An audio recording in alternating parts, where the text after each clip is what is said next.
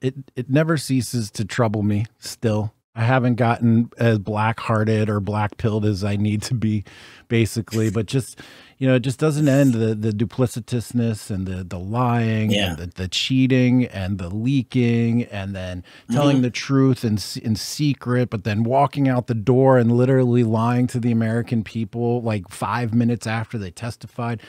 It makes you think it happens all over the place in every part of the government, and people are lying and cheating all over. It just feels like lately it's really been heavy coming on the other side because of this witch hunt and all this desperate desire to destroy Donald Trump. That's it. Facts. That's truth, what it was. Laws be damned. None of those matter. What do you think now here in May of 2021? And I know we've all talked about this a million times, but has your position changed at all? What is the specific motivation, you think, for them to try to destroy Trump? Is it hiding their crimes? Is it keeping the globalist, neoliberal regime in place? Like, what have you updated your sense on that at all? Like a few months after the end here? I don't know what specifically to pinpoint it on, except the fact that they never accepted his win in 2016 in the first place. And fast forward 4 or 5 years, and they're the ones talking about election integrity and election security matters as if they really cared, to use that other than a meaningless headline apparatus to ensure their candidate won. I mean, if you remember, in 2016, President Trump said, I don't know if I'll certify the election on November 8th. I may want to look into what happened to it.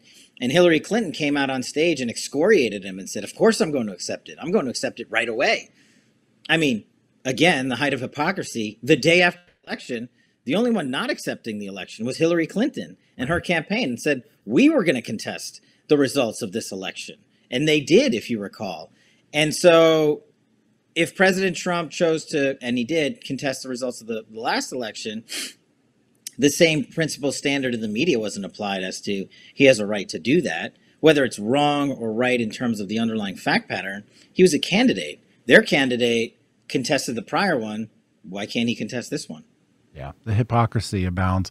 And it makes me wonder, and this is totally speculation, this is not fact-based, I'm just talking out of my ass here. It makes me wonder, if you remember when Hillary during the election, she had that one interview where she was like, why aren't we up by more in the polls? I can't believe it. Why aren't we winning by more? She was just like totally flabbergasted. Now, I imagine that her ego was involved there. But at the same time, it almost felt like she just felt really damn sure that she was going to win. Like there's no question I'm going to win. So what is this? I don't understand. Why was she so confident? Total speculation, talking out of my ass here. Who knows? I mean, look, it's not that, I mean, you want to talk about someone who was literally measuring the drapes in the Oval. It was her. Right. Nobody thought Hillary Clinton was going to lose that campaign on the Democratic platform. And quite frankly, most of Americans probably didn't think that too. And that goes to show you the power of, the democratic process. When you have a candidate who is crushed by the mainstream media and who has to work 10 times as hard to get his voice to the American public and then wins, shows you, how righteous our system is. And so, I don't know what made her think she was the anointed one. Internally, I'd said, I don't see that unfolding, but maybe we should actually just go ahead and have this election anyway, so we can, have the American people choose instead of you picking a cabinet officials before the American people have ever even pulled the lever. And I think that is what probably ticked them off even more, because they thought they had 16 years of reign, Obama, and then 8 more with Hillary, and they were going to solidify their platform. And I don't think they've gotten over it. I mean, they were pissed. And then when the President Trump ran it for 4 years, they got twice as pissed. And that's when the deep state guys kept coming out with agendas to thwart the commander in chief, which I just thought was reprehensible. And I said, look, if I have an order, I work for the president. I don't know who you guys think you work for, but I work for him. And then most all you work for me. So we're going to do what he says. And if you don't like it, you can go put postage stamps on delivery routes for all I care. It's funny, man. You mentioned the word deep state again, and it really is. It is a name that we've come to use for like the entrenched bureaucracy, and another term for that would be like institutions, right? And I remember when I was at Georgetown School of Foreign Service, and we were studying the neoliberal consensus and like how do you bring free markets and democracy to emerging markets around the world and stuff like that. And one of the key things that they always talked about was institutions. You can't have democracy without institutions, because in their minds, if you have weak institutions, you get strong leaders, and the strong leaders are antithetical to the democratic process. It just, as I'm getting older now and I just put all these things together and all these ideas, I'm beginning to see that, okay, yeah, they were talking about establishing a deep state in these emerging, markets and these fledgling democracies so that they could control the democratically elected leaders and put the check on the power of the people, which is exactly what has gone on here inside the United States as well. And it was funny, just one last bit on that. Like, I went to George Mason for economics, so I studied libertarianism. Then I went to Georgetown for, international affairs, and I learned about the neoliberal consensus. And they actually had pitched them as being opposites. That the Georgetown globalist way was like the democratic way, and like, libertarianism was very Republican. But then I figured it out later, man. They were exactly the same thing. Exactly the same thing. Neoliberalism, libertarian market-based economics, institution building, democracy spreading. It's all the same thing.